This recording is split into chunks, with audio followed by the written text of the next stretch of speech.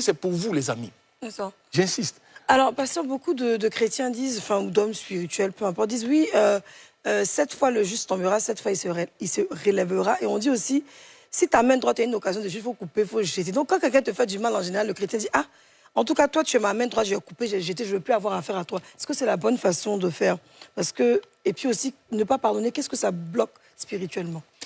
Alors, ça c'est deux questions. Mais j'aime beaucoup sa question qu'elle a posée. On pardonne quand? Oui. On pardonne tout le temps.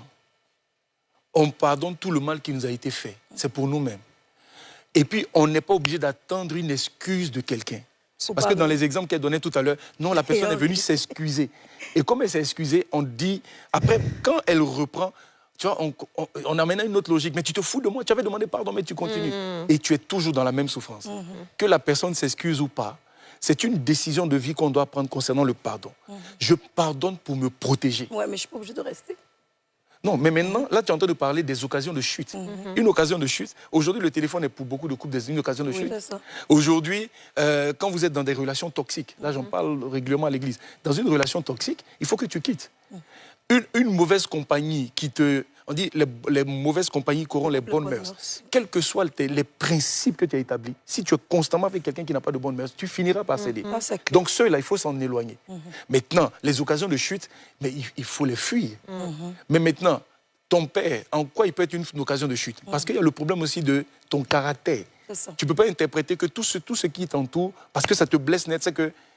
c'est une occasion de chute. Il te fait chuter dans quoi? Vraiment. Donc, vraiment, il faut prendre ça avec des pincettes. Voilà. Mais sinon, quelque chose qui m'amène à pécher, il faut couper pour m'en éloigner. Pasteur, je vais prendre un exemple qui est quand même aussi un peu, je ne sais pas si je l'avais déjà pris, mais qui est quand même grave. Tu es avec quelqu'un de proche de toi, de ta famille, et puis je touche du bois, mais en tout cas, je brise ça au nom de Jésus, mais qu'il y a quelqu'un qui veut faire du mal à tes enfants. Et cette personne réussit à faire du mal, peu importe d'une manière ou d'une autre. Toi, en tant que pasteur, est-ce que tu penses que ce sera facile de pardonner cette personne-là? Parce qu'il y a des niveaux où tu peux tolérer, où tu peux pardonner, mais il y a d'autres niveaux, quand ça arrive là, c'est trop grave. Alors, je pense qu'il y a encore une mauvaise compréhension du pardon. Le pardon n'inclut pas qu'on mette quelqu'un en prison. Ah, faut bien expliquer ça. Là, je dis ça, la phrase peut choquer.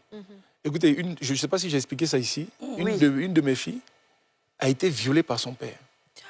À 18 ans, elle se bat et quitte la maison familiale. Et puis, à un moment donné, donc elle réussit à sortir sa tête de l'eau, elle trouve finalement une maison.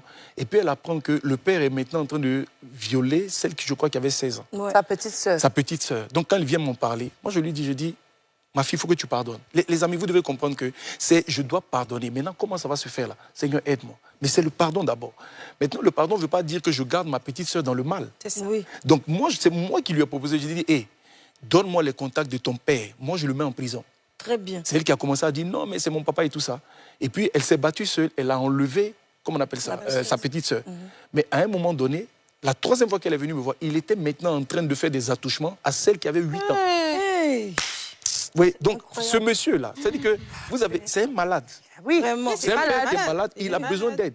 Donc soit on l'amène à l'hôpital, soit il faut qu'on fasse quelque chose pour l'aider. Mais le pardon, là, pour ton cœur, les amis, quel que soit ce que vous allez faire derrière, c'est le je pardonne. C'est-à-dire, je n'amène pas mon père en prison parce que j'ai la haine. Je ne l'amène pas. C'est pour le sauver que tu emmènes en prison. C'est pour le sauver, l'amour là. L'amour pardonne tout.